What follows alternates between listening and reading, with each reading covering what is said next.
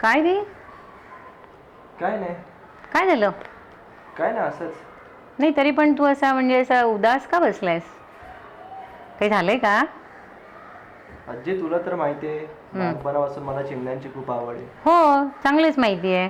चिमण्यांना दाणे टाकल्याशिवाय तू जेवत नव्हतास. हां. काय झालं मग चिमण्यांचं? दाणे टाकलेले ते पण खाल्ले जातात. त्यांची खूप काळ बघितली चिमण्यांची. ते काय आलेच नाही. मग खाली पण गेलो बिल्डिंग मध्ये शोधायला. कुठेच नाही. नंतर पुढे चौकात पण गेलो. थोडंसं लांब अजून गेलो, तिकडे पण नाही सापडली. हा, म्हणजे चिमणी तुला दिसली नाही म्हणून तू असा नाराज झालेला आहेस.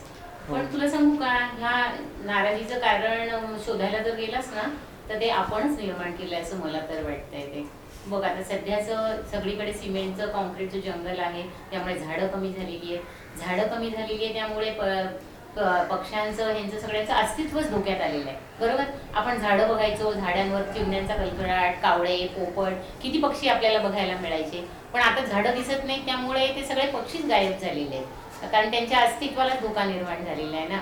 आणि त्याच्यामध्ये हे प्लॅस्टिक, हे सगळी जी घाण दिसते आजूबाजूला सगळी, ही आपणच मानवनिर्मितच आहे ही सगळी. आणि ही सगळ्या ह्या गोष्टीला कारणीभूत आहे असं मला वाटतं. तुला पण ते पटेल थोडंसं, कारण का, आणि चिमणी ही छोटासा पक्षी आहे. ती येत होती तेव्हा अगदी तुला आनंद व्हायचा. तू त्यांना दाणे टाकल्याशिवाय तू त्यात जेवायचा नाहीस. म्हणजे तुझं त्यांच्याशी इतकं छानपैकी असं भावनिक बंध निर्माण झालेले होते. पण आता त्या चिमण्या लांब जाण्याचं कारण आपणच आहोत. हे वाढतं प्रदूषण, हे वाढती घाणेरडापणा हा सगळा, आणि सिमेंटची जंगलं. त्याच्यासाठी झाडं लावणं हे जितकं महत्त्वाचं आहे ना, त्याच्या पलीकडे तर मला नाही असं वाटत की दुसरं काही असू शकेल. मग हो जे तुझं बोलणं पटलंय मला. ठीक आहे.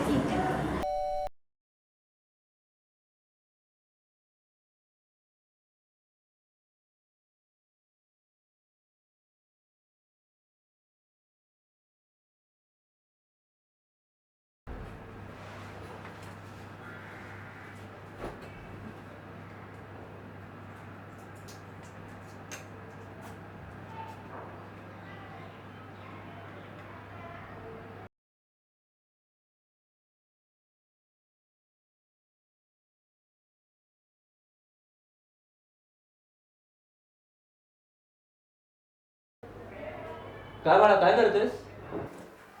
बाबा, आम्हाला टीचरनी ड्रॉइंग करायला सांगितलंय. पण ड्रॉइंगचा विषय काय? एक होती चिमणी. बरं, चिमणी का? थांबा सांगतो.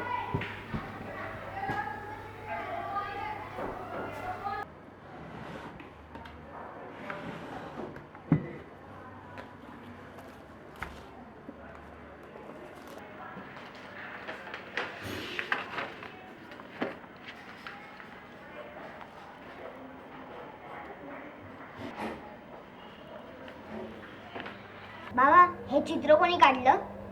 बाळा, ही आमची लहानपणाची आठवण आहे. तुमच्या वेळेस चिमण्या दिसत नाही, आमच्या वेळेस खूप असायच्या, मला खूप आवडायच्या. त्यावेळेस त्यांचे चित्र काढलं.